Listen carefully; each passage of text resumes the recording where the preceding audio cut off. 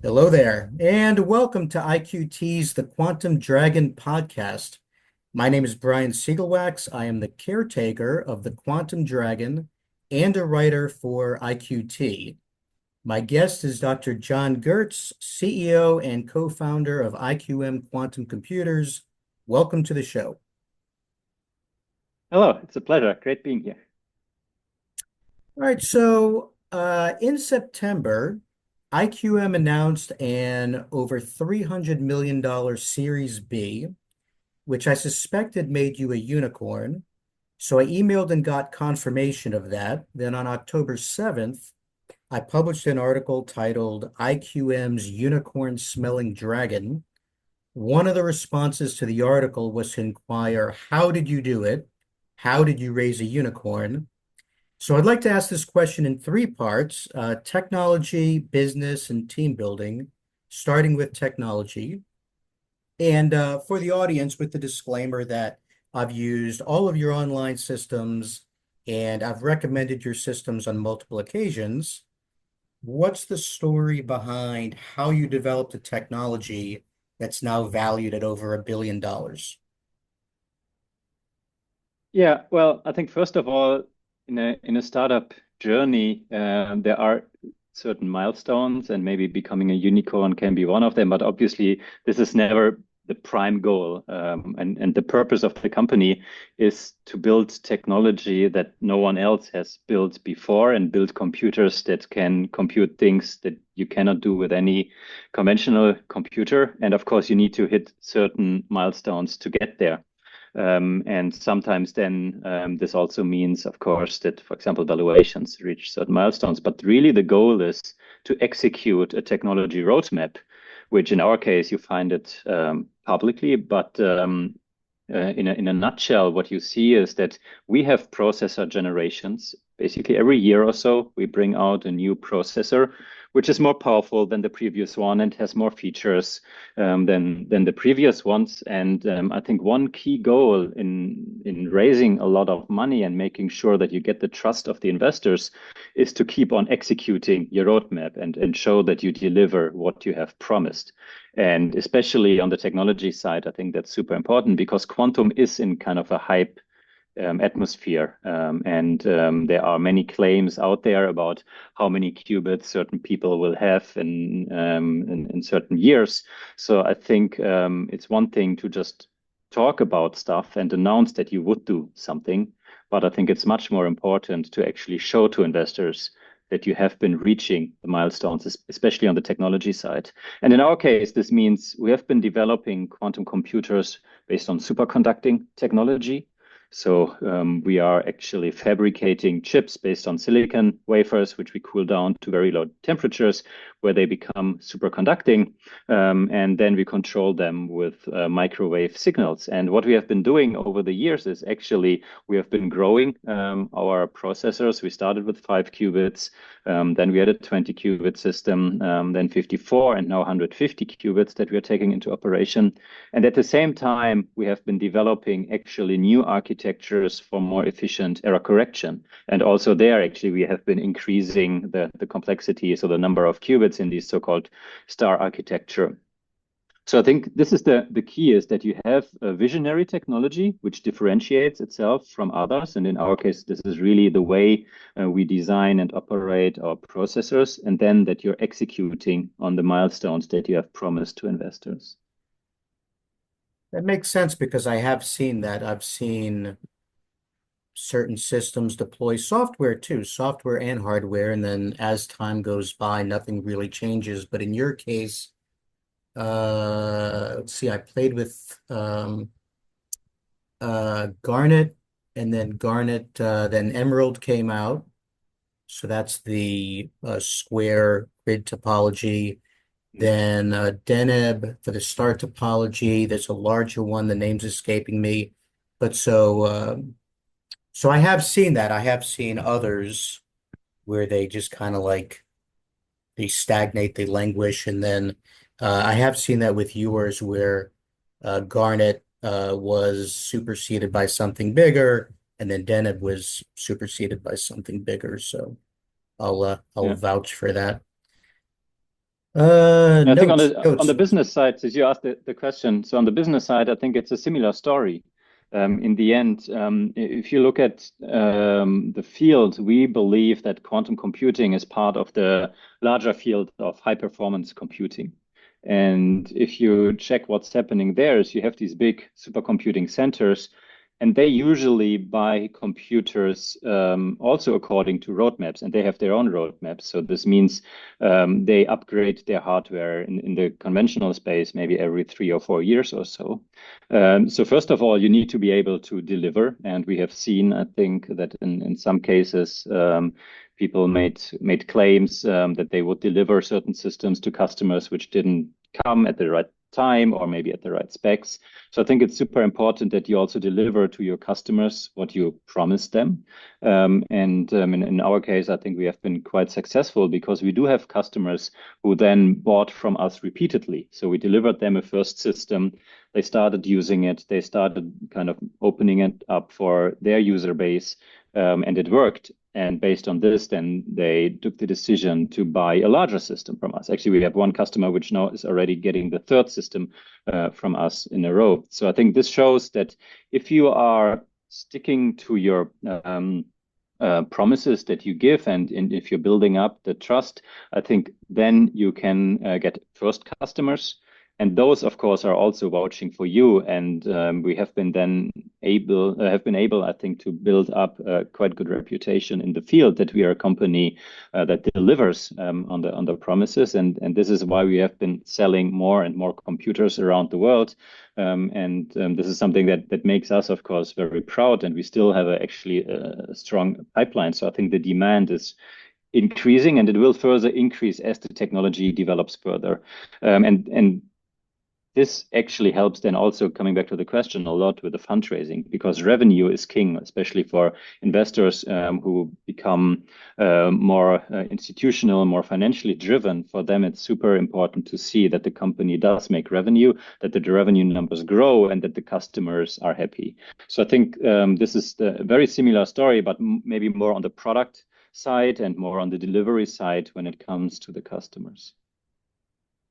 You said something interesting there that quantum computing is part of HPC. I wish I could play back the recording mid podcast, but I can't do that because I can't take credit for this observation. I was talking to someone else who pointed out that IQM is doing particularly well in HPC centers, and then I went back through and verified that. Where have IQM quantum computers gone? Which ones are HPC? And I don't have that in front of me. I think it's most of them. So is that how you've been? Because that's a goal of many companies to get into HPC centers, and you have done exceptionally well at that. So is that mindset part of how you got there, thinking of it as part of HPC? Yeah, so I think early on when we thought about, okay, what is the future of quantum and how can a company somehow get there also from a product view, we started thinking who is actually solving very hard tasks computationally. And back then, quantum was really a physics thing. It came out of the physics labs, a physicist played around with it, and you saw quantum computers more like a standalone device. But actually, the more I thought about it, the more it became clear to me that this is not going to be the case, because the physicists who build it are not the ones who are going to use it. Maybe some of them also use it, but the main user base will be the people who solve very hard computational tasks. And this is happening in the HPC centers. And there is a whole community around this. They have been developing their own ecosystems. They have been developing their own software stacks. All of this already exists. And this is when it kind of became clear that, okay, if we want to be part of it, we cannot build in isolation a complete new stack and then go to the HPC world and say, hey, look, this is what we built. Now you have to use it. But it has to be co-developed together with them. And co-development, I think, best happens if you really also physically start integrating the systems. So we started thinking, okay, who are the HPC centers we know, and we started talking to them, and they got quite excited about it because they talked to other companies in the quantum field, and I think they were not so open to deliver on-prem systems. And other companies back in the day, they were more focusing on cloud, just distributing quantum computing through the cloud. And we said very openly, no, we are happy to deliver you systems on-prem. We will install it in your HPC center physically right next to the racks of GPUs and CPUs that you have. And then we work together with you on the integration. So I think it's really this co-development and co-design of computers that has helped us then to integrate into the HPC community. And we are still very convinced that this is the way to go. Because if you only think about error correction, for example, and think about all the real-time decoding that needs to happen for error correction, you need actually some significant amount of conventional compute power. So this, let alone, I think, is a good argument to bring quantum computers close to the supercomputers. And how about from a general business standpoint? So to get from, let's say, stealth startup to unicorn, like not even just maybe specific to quantum, but generally, I think that was the original question of how do you build a unicorn business wise and attracting investors and legal and all that kind of stuff. Mm. Well, obviously, as a founder, you cannot do everything by yourself. I mean, the day has only 24 hours, and you're maybe good at some things, but not so good at other things. And you mentioned the team as well in your initial question. So I think growing a company, it's all about having the right team doing it with you. From this perspective, I think especially in the early days, it's very important that you choose the right people who will go the journey with you the long term. If you think about a deep tech startup in particular, bringing a deep tech startup maybe into profitability can be easily 5, 7, or 10 years. So we are talking about a long journey, sometimes longer than the average marriage, maybe even. And I think it's very important that you have the right people with you on the journey. And this is not only co-founders or early employees. It's actually also what kind of investors do you bring in the early days? Are these the investors who will also go with you through the hard times? Because I think it's an illusion also that a startup world is only kind of all good and exciting all the time. There are also sometimes tough times, right? When the funding, when you're running out of funding, when you have challenges, maybe on the technology side, when you have challenges with the team, and then it's important that you have the right people with you building it. And I think as a founder, what you need to learn is that you have to focus on what you're good at. And then you have to give away the rest to others, and you have to start trusting them. So basically, micromanagement is your enemy, and you should really start letting go. And every day you need to let go more. As the company grows, you need to let go more and more, as said, because you only have 24 hours a day and you can only do so much in it. And I think this is really the key here, is to trust the team, build the team, grow with the team, and then distribute the tasks according to skills and experience level. And you mentioned adding people. So by my count, you've got several hundred employees. I'm connected, no kidding, to 42 of them, a pop culture reference. Hopefully somebody gets that. Your team comes from over 45 countries and are spread out across 9 locations. So what's the glue? How do you, because you're not just adding people, even 300 people in one spot and they're easier to manage. What's the glue for really expanding a company across continents, plural? Europe, Mm. Asia, I don't remember all your locations. Australia, you're everywhere. Yeah. Um, yeah, I think, and this sounds simple, of course, but in the end, it boils down back to the culture and how do you manage to spread the culture inside the organization. Of course, you know these very early employees very well who have been with you since day one, and they are very trustful people and they are culture carriers. But then, especially, I think if you open up new offices with new people, making sure that they have the right culture in their kind of in their mind is very important.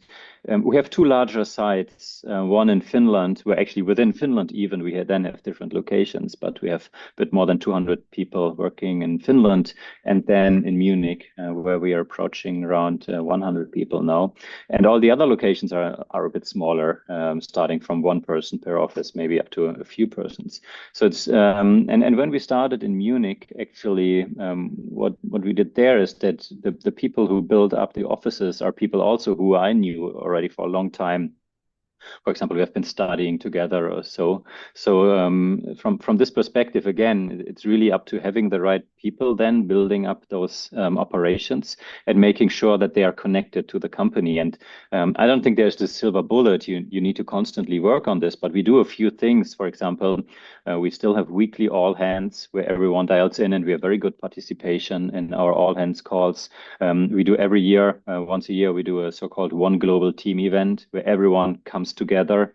We do celebrate, let's say, summer parties, Christmas parties, where we then also bring in the people from remote offices, and they fly in to get to know the team. Of course, we allow travel between the offices. So this is really how we try to kind of stick together as a team, as one coherent team with one culture. But it is something that needs constant attention, and you need to keep on investing your time and effort so that it doesn't break up and that you don't build silos, for example.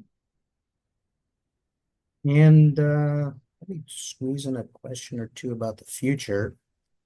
Um, where did I put it? Okay, so I I should organize my notes a little bit better, but I'm writing notes to my notes and now I can't find anything. So after becoming a unicorn, what's the next step after that? For example, we're anticipating more pure play companies going public. Are there any plans to take IQM public? And if so, is there a timeline for it? Well, as mentioned, becoming unicorn is like one milestone maybe that happens, but it has never been the goal. But the goal is to build a sustainable, profitable business out of this company. And for this, the technology needs to work and the revenue needs to grow, and all of this needs funding.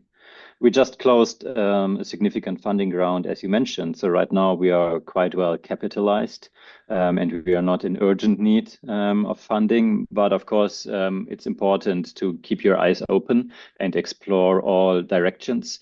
We have seen that the public companies develop quite well, but we also have seen quite significant other fundraisers on the private side. And from this perspective, I think we have all options on our table, and we are now evaluating what's the best way forward for us. We are not in a hurry since we just closed the round, as mentioned, and we will see what will be the best path for IQM going forward. As said, the main goal is really to build a sustainable, profitable business out of it, and from this perspective, we will evaluate the different options. And,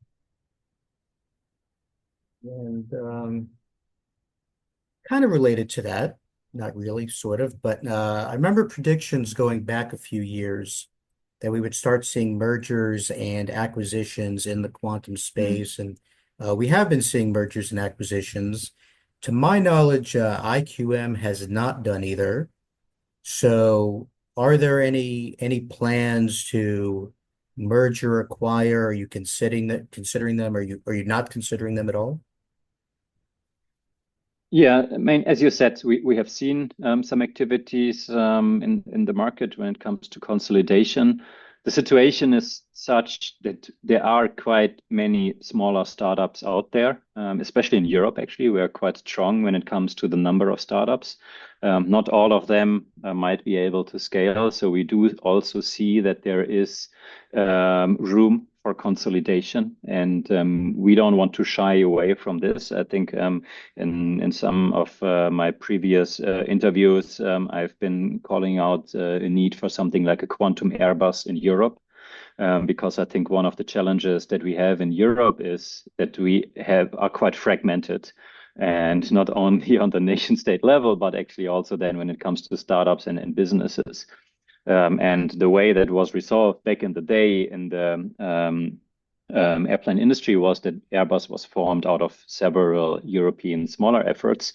And I think right now they are in a very good situation, globally speaking. And I do believe that something like this would make sense also in the quantum space, that consolidation would happen and we build one bigger unified effort out of Europe. And this is certainly something where I think IQM could play a role. We don't right now have any concrete activities ongoing in M&A, but as I said, I don't think we will shy away from it in the future. Okay. And I realize those last two questions were kind of speculative, which leads to my final question. As a CEO, what's the thought process behind what you should say, what you shouldn't say, what you can tease a little bit? Because I know startups that get no publicity because they don't say anything at all, and that seems bad. I also know companies who have given away too much, and that hurt them. So how do you strike that balance between just looking at, going public or mergers and acquisitions and anything speculative? How do you